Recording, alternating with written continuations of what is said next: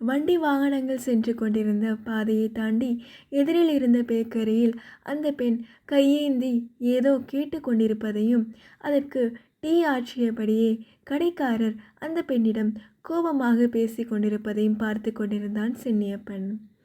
என்ன கேட்டு கொண்டிருப்பாள் என்பதை அம்மாவை கொண்டு வந்து இங்கு சேர்த்த 1 மாதமாக பார்த்து கொண்டுதான் இருக்கிறான். அந்த பெண்ணுக்கு ஏதாவது கொடுக்கலாம் என்றுதான் ஒவ்வொரு முறையும் நினைக்கிறான். ஆனால் அவனிடம் இருக்கும் சொச்ச ரூபாயும் இன்னும் எத்தனை நாள் இந்த நகரத்தில் செலவுக்கு தாங்கும் எனும் நிலையில் அவனால் பார்த்து கொண்டு மட்டும்தான் இருக்க முடிந்தது. வெயில் காத்திரமாக இருந்தது. இந்த மருத்துவமனையின் முன்புறம் இருந்த 3 மரங்களின் அடியில் இவனை போல சுற்றி வர குந்த வைத்து உட்கார்ந்து கொண்டிருந்தார்கள் நிறைய பேர். அவரவர்களுக்கு அவரவர்களின் கவலை. பொண்டாட்டியை உள்ளே மருத்துவமனையில் சேர்த்திருப்பவர்கள், கணவனை சேர்த்துவிட்டு வெளியே காத்திருக்கும் மனைவி. எல்லா முகங்களிலும் காணப்பட்ட வெறுமை, ஏழ்மை. இதற்கு மேல் என்ன? கேகும் தோற்றம். கையில் இருக்கும் பண இருப்பு குறைய குறைய அவர்களின் உள்ளத்தில் தங்கும் திகில். அரசு மருத்துவமனைதான். ஆனாலும் ஒவ்வொன்றுக்கும் 5-10 திணித்தாலன்றி அணுவளவும் அசைய மாட்டேன் என்கிறது. கூலி வேலை செய்து வாழ்க்கையை ஓட்டியவர்கள் இப்படி திடீர்னு உடம்புக்கு வந்து மருத்துவமனையில் படுத்துக்கொள்ள கூட இருப்பவர்கள் படும் சிரமங்கள். இவர்களின் வருமானமும் போய் கையிருப்போ கடனிருப்போ கரைந்து போவது. வேறு என்ன செய்வது? தனியார் மருத்துவமனைக்கா கொண்டு செல்ல முடியும்? ஒரு நாள் கூட தாக்கு பிடிக்க முடியுமா இவர்களால்?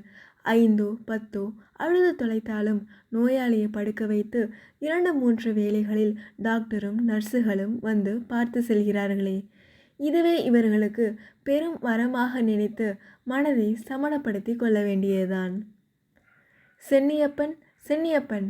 வெளியே நின்றபடி மருத்துவ உடுப்பு அணிந்த ஆள் கத்தி கொண்டிருந்ததை ஓரிரு நிமிடங்கள் சென்ற பின்புதான் இவனால் உணர முடிந்தது.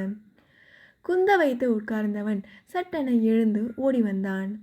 எழும்போது ஏற்கனவே கிழிந்திருந்த அவனது லுங்கி மேலும் டர் என கிழிபடும் சத்தம் கேட்டாலும் அவனால் அதை செட்டை செய்ய முடியவில்லை. உன்னை கூப்பிடுறாங்கய்யா. மருத்துவ ஊழியன் எதிரில் கையை கட்டி நின்றவனுடன் அலட்சியமாக சொல்லிவிட்டு உள்ளே சென்றான். மனதுக்குள் பெரும் திகில் வர அடித்து பிடித்து அம்மா படுக்க வைக்கப்பட்டிருந்த கட்டிலை நோக்கி ஓடினான். வரும்போதே அம்மா கட்டிலில் அமைதியாய் படுத்திருப்பதை பார்த்தவனுக்கு மனதில் திகில் அப்பிக்கொள்ள சட்டென அவனிடம் நர்ஸ் ஒருத்தி, உன் அம்மா முடிஞ்சிட்டாங்கய்யா, ஆளுங்க வந்து எடுத்துடுவாங்க, சீக்கிரம் ஊருக்கு கொண்டு போகிற வழியை பாரு. அம்மா இறந்து விட்டாளா? எப்படியும் இறந்து விடுவாள் என்று மருத்துவமனையில் சொல்லியிருந்தும் 1 மாதம் தாங்கிய நம்பிக்கையில் இருந்தவனுக்கு டவுன் பஸ்ஸில் சென்றால் 3வது நிறுத்தம்தான். அதற்கே ஆம்புலன்ஸ் கேட்ட தொகை 1000க்கு மேல். என்ன செய்வது? உடலை சுற்றி அங்கங்கு தொட்டு பார்த்து மனக்கணக்கு போட்டு பார்த்தவன் இருந்தால் 200-300 தேரும். அவ்வளவுதான். இப்பொழுது அம்மாவை எப்படி கொண்டு செல்வது?